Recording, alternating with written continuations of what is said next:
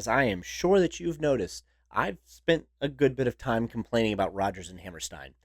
In fact, the next video is going to be that as well. Get ready for South Pacific and all of its weird colors. That'll make sense next week. This might lead you to believe that I just don't like musicals. I am a straight man after all, but this is not true, despite what my sister insists. I do like other musicals, so I think I should start occasionally talking about the musicals that I like. But where to start? I could go with talking about some of the classic Disney movies because, I love those, and I feel like we forget that they're musicals for some reason. It's like a weird mental block. At least it is for me. Like, when someone says, name some musicals, no one ever thinks to mention Pinocchio or even Cinderella, but they are musicals. Picking one of those feels like a cop-out. I should go a little more classically a musical while also showing my bona fides a little bit. So, do you guys know about Seussical?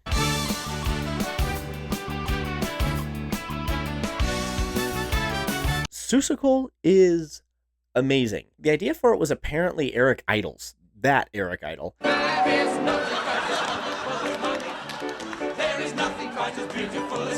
And the songwriting team that gave us Anastasia helped write it. It's a musical based on and incorporating Dr. Seuss's career. The main plot adapts Horton Hears a Who, Horton Hatches the Egg, and Gertrude McFuzz into a single story that miraculously makes sense. It incorporates into that mishmash plot elements of The Cat in the Hat, McElligot's Pool, If I Ran the Circus, the Butter Battle book, Oh, the Things You Can Think, and Did I Ever Tell You How Lucky You Are, while still finding time to reference the Lorax, Green Eggs and Ham, How the Grinch Stole Christmas, Yertle the Turtle, and I Had Some Trouble Getting to Salisaloo. It's astonishing how much the show accomplishes. Now, you could make an argument for bias being the reason why I like it. While I have never actually been in the show, I've played bass for it twice in the orchestra. The first time was after I'd only been playing bass for about a year. My sister was in it, so I volunteered because I was probably going to be taking her to all of her rehearsals anyway. The second time was 8 years later, and my fiance was directing it. Now, this might lead you to assume that I have the bias of pleasant memories, but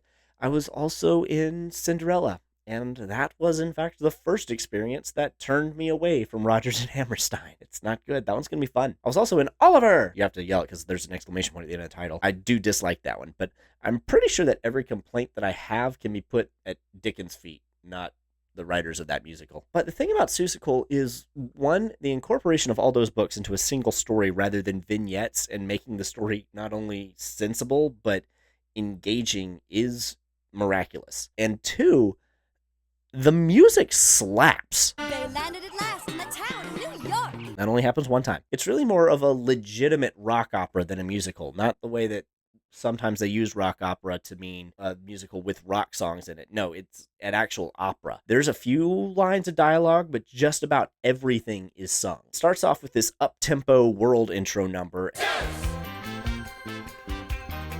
Then it transitions into Horton finding the Who dust planet in the jungle, told over this kind of smooth jungle beat that just makes you bob your head.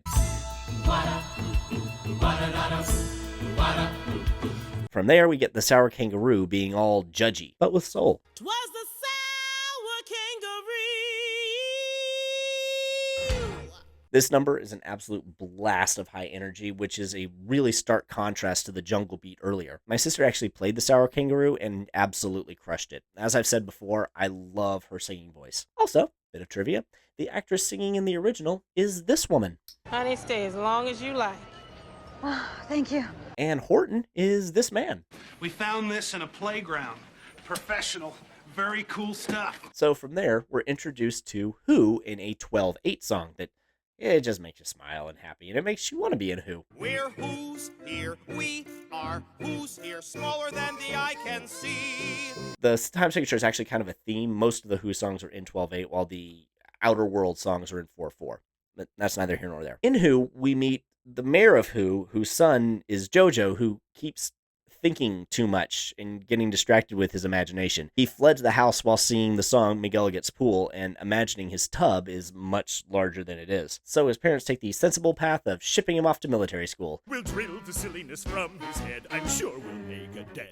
And this song is so much fun. That's a pretty consistent occurrence in this musical. Fun. Horton and Jojo end up talking to each other and bond while singing a song that Do you ever hear a song on an album or in a musical and feel pretty sure that the writers think that it's better than it is? That's this song. I have wings and I can fly. The two of them bond over being odd and imaginative, and with the way that things work, you can't help but wonder why everyone can't hear this conversation from Horton's Inn, because he's a giant booming down into the earth. Then we meet Gertrude McFuzz, and this is the weirdest part of the show. She, a bird, is in love with Horton, an elephant, and can't figure out why he doesn't notice her. She only has one feather on her tail, so she is convinced that that's why he hasn't noticed her. And it's not the fact that she's a bird. She's also jealous of another bird, Maisie, from Horton Sits on the Egg, because Maisie has a tail full of feathers. Maisie then tells Gertrude about a doctor The doctor named Jake, whose office was high in a tree by the lake. who gave her pills to grow out her tail. This is all told to a really fun Latin rhythm that might have been my favorite song to play in the whole show. Amazing, the truth. Just look at the tail, Miss Warden. Gertrude takes the pills and her tail becomes majestic. Next, we meet the Wickershams, and they are up to no good.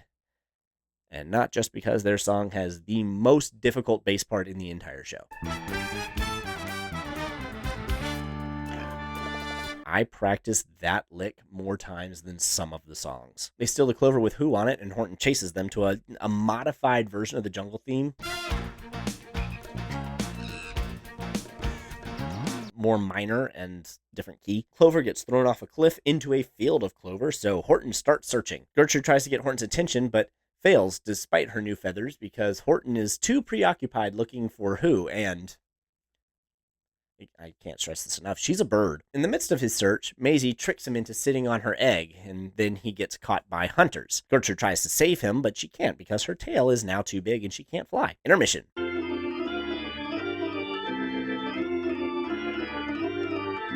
Horton is taken and sold to the circus. Maisie sees him in the circus and tells him to keep the egg, and we get what is actually the best song in the show, as Soldier Jojo, the circus-trapped Horton, and the Lost in a Field Who sing about Sala Salu, where troubles are few. And it is a beautifully sad song. Sala Salu.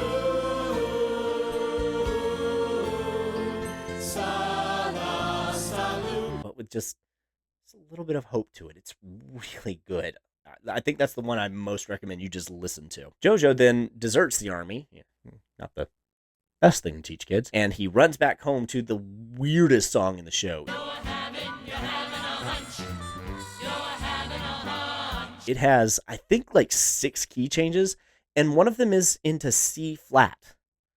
Yes, C flat. Music theory gets weird sometimes. Gertrude finds Horton at the circus and tells him her adventures to do so in a way that it's a hysterical song.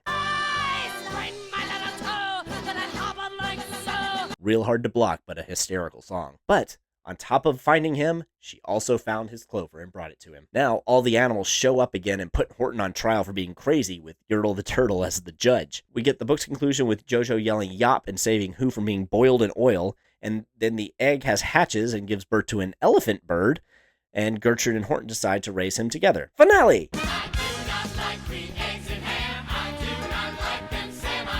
Seriously, I love this show. The music is so fun. The characters are Dr. Seuss characters. The jokes always land.